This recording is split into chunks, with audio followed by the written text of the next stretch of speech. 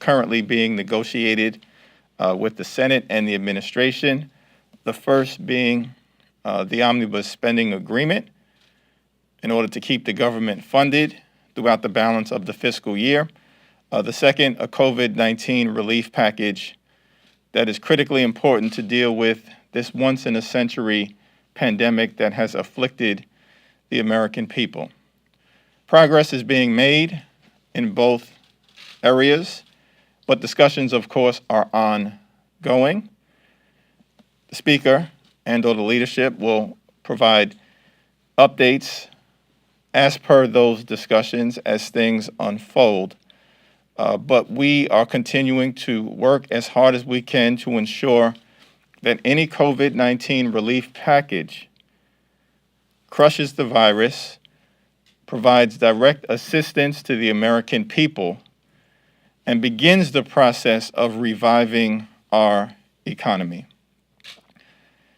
Given the obstacles that remain in terms of the Senate Republican majority and the current occupant of 1600 Pennsylvania Avenue, we understand that any agreement that is ultimately reached will be a necessary down payment and strong first step on what needs to be done in order to aggressively confront the COVID-19 pandemic. And that work will continue during the first 100 days and beyond of the Biden administration. We are continuing to fight to make sure that direct relief to the American people includes assistance with child care, assistance with food insecurity, unemployment insurance assistance, assistance with housing for renters and homeowners who are struggling. And of course, there is a strong desire amongst members of the caucus to ensure that there are direct payments to everyday Americans who have been struggling month after month throughout this pandemic. But we remain cautiously optimistic that substantial progress is underway, and we will not leave the Capitol until an agreement is reached to address the needs of the American people with respect to the COVID-19 pandemic. Let me now yield to our Vice Chair, Pete Aguilar. Thanks, Chairman Jeffries. As the chairman mentioned, we have a duty to provide relief to the American people this week. The arrival of the first doses of the vaccine is absolutely reason for hope, but we're not going to be out of the woods for a while. The months of inaction and refusal by Senate Republicans to act has been beyond unacceptable, and people are truly hurting. We're seeing reports of increased food insecurity, families facing eviction, and workers in need of extended unemployment benefits. I don't know how you could look around this country and not see the need that is out there. The status quo is simply unacceptable. I've been pleased with the bipartisan progress on the proposed relief, as have all of us, and I know our caucus stands ready to deliver results. And the chairman and I, just like he mentioned, share the Speaker's commitment to stay here until we get something passed. With the election behind us and the Electoral College officially declaring Joe Biden and Kamala Harris as the winners, I'm hopeful that our Republican colleagues will finally meet us halfway. That's what the American people want. That's what they deserve. And that's what the Democratic caucus is going to work to achieve. Thank you. Thank you, Pete. Questions? Thank you, sir. So you're an impeachment manager, of course, focused on outside issues and influences in our democracy. What is your reaction to Rep. Swalwell possibly being infiltrated by a Chinese spy, and should he be allowed to stay on the Intel Committee? Well, I believe Speaker Pelosi has addressed this issue. She's got full confidence in Representative Swalwell. I have full confidence in Representative Swalwell. I served with him on the Judiciary Committee as well. He's been a tremendous member. On the COVID talks and understanding that they are ongoing, there do seem to be some final contours that have been reported out already. One of them is that the state and local is not going to liability is not going to be in there, and that the direct payments seem to be on track to be about half of what they were in the CARES Act in March. All that being said, can your caucus support that? That is cutting out the HEROES part of the HEROES Act, and the stimulus checks are going to be half what they were earlier. Is the caucus going to support it?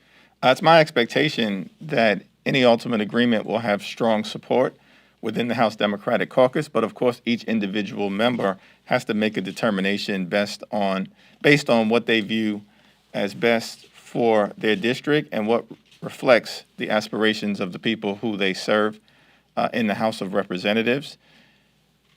Speaker Pelosi, our committee chairs, Chairwoman Lowy, with the full support of the House Democratic Caucus, has done a tremendous job of articulating our values in terms of what's important related to crushing the virus, providing direct assistance to everyday Americans, and ultimately reviving our economy.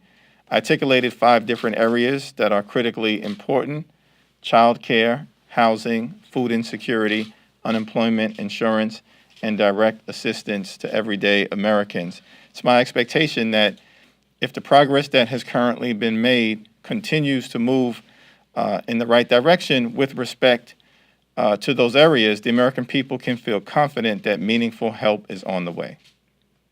Quick follow-up to that. Is there any effort from the progressive wing of the caucus to increase the amount of those checks? Are they threatening to withhold their support unless that number goes up? I have not heard that anyone is threatening to withhold support. I think appropriately so, Chairwoman Jayapal and members of the Progressive Caucus have pushed for direct survival assistance to everyday Americans. Where that number ultimately lands remains to be seen. Mr. Jeffries, can you walk us through your expectation for timing for this? Of course, there's only a couple of days left, the Friday midnight deadline for the government funding. Do you anticipate the House or Senate might have to have another extension to make sure this can happen? Do you think both chambers will be able to vote on Friday? At the moment, there's been no discussion of another continuing resolution, but Majority Leader Hoyer can best speak to this issue. He did indicate on the caucus call that he expects that we are going to remain in Washington until we get an agreement. We, of course, hope to be able to reach that agreement within the next day or so and to be able to vote, if not later on today, tomorrow, Friday, at some point over the weekend, whenever it takes in order to provide the relief that the American people need. Let me yield to Pete. Will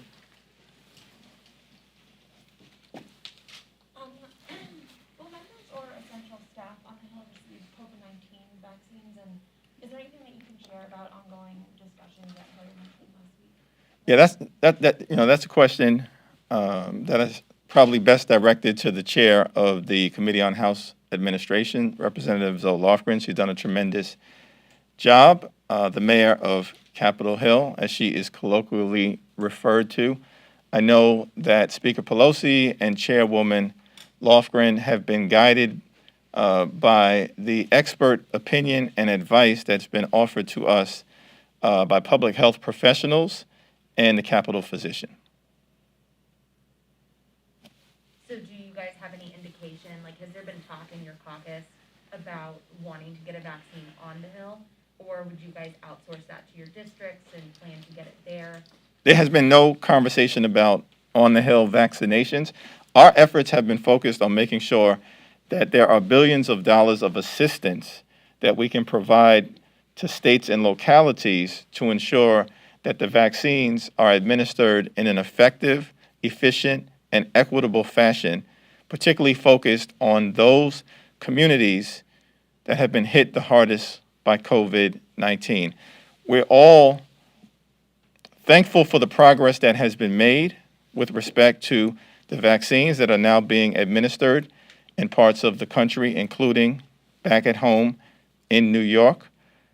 And we want to, of course, make sure that the American people have all the information that they need to make an appropriate decision about receiving the vaccine, which many of us will encourage strongly, and that the infrastructure is in place so that we can turn a final corner on this deadly pandemic and get to a place with leadership from President-elect Joe Biden to build back better for the people.